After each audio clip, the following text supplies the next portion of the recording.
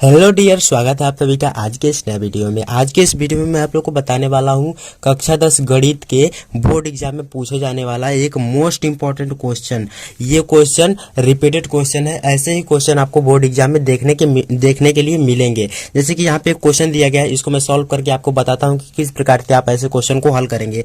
कि दो क्रमागत संख्याओं का योग 64 है तथा एक संख्या दूसरे संख्या के 3 गुनी है, तो संख्या ज्ञात करना है। मतलब कि कोई संख्या, दो संख्या, उनका योग कितना है, 64 दिया है। तो हम लोग चलिए इसको हल करते हैं। किस प्रकार से हल करना है, देखिए हम लोग दो संख्या दिया है, मतलब कि हम लोग को पता नहीं कि कौन कौन सी संख्या है। तो हम लोग संख्या मानेंगे कि माना दोनों संख्या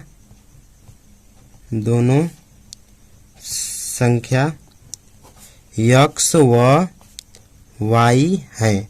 मतलब संख्या कौन है, x y है। तो प्रथम प्रश्नानुसार हो जाएगा, प्रश्न अनुसार क्या हो जाएगा। अब जैसे जैसे मैं सॉल्व कर रहा हूँ इसी तरह आपको सॉल्व करना है आपके बोर्ड एग्जाम में। प्रश्न अनुसार क्या हो जाएगा, हम लोग को दिया कि दोनों संख्याओं का योग, मतलब कि x plus y is equal to कितना है, हम लोग को दिया है 64। अब इसको हम लोग मान लेंगे समीकरण 1। मतलब ये द्विघात समीकरण, दो चर वाले रैखिक समीकरण का क्वेश्चन है।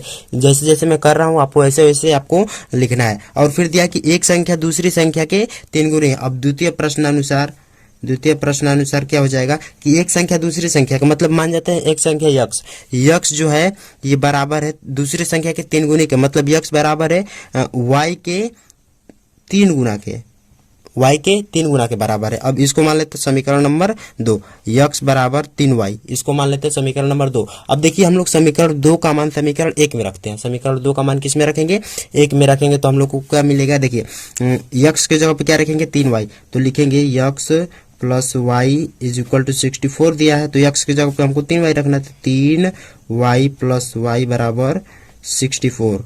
ठीक है। अब यहाँ पे 4y हो जाएगा, 4y बराबर 64। तो y बराबर हो जाएगा 64/4। 64/4 इसको काट देंगे तो हो जाएगा 16। y बराबर कितना आ गया, 16 आ गया। अब जब y बराबर 16 आ गया तो y का मान लिखेंगे, y का मान समीकरण 2 में रखने पर। अब जब y का मान कितना आया, 16 आया, तो y का मान किस में रखेंगे, समीकरण 2 में। तो x बराबर है 3y, तो y के जगह पे कितना रखेंगे, 16 रखेंगे। तो x इज इक्वल टू हो जाएगा 3 गुणा में 16। ठीक है, 3 गुणा में 16। तो x बराबर क्या हो जाएगा, 16 तो यहाँ होता है 48, 48। ठीक है, अर्थात वह संख्या कौन कौन सी हो गई, 16 हो गई और कितना हो गई, 48 हो गई, 48 हो गई।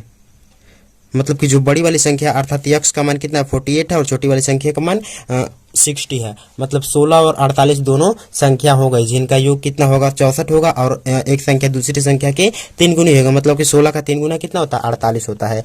तो आशा करता हूँ कि आज का पूरा वीडियो आपको समझ में आया होगा और एक क्वेश्चन लगाने का तरीका आपको समझ में आया होगा। यदि कोई डाउट हो तो कमेंट में पूछ लीजिए। मिलते हैं अगले वीडियो में, तब तक के लिए धन्यवाद। जय हिंद, बाय बाय।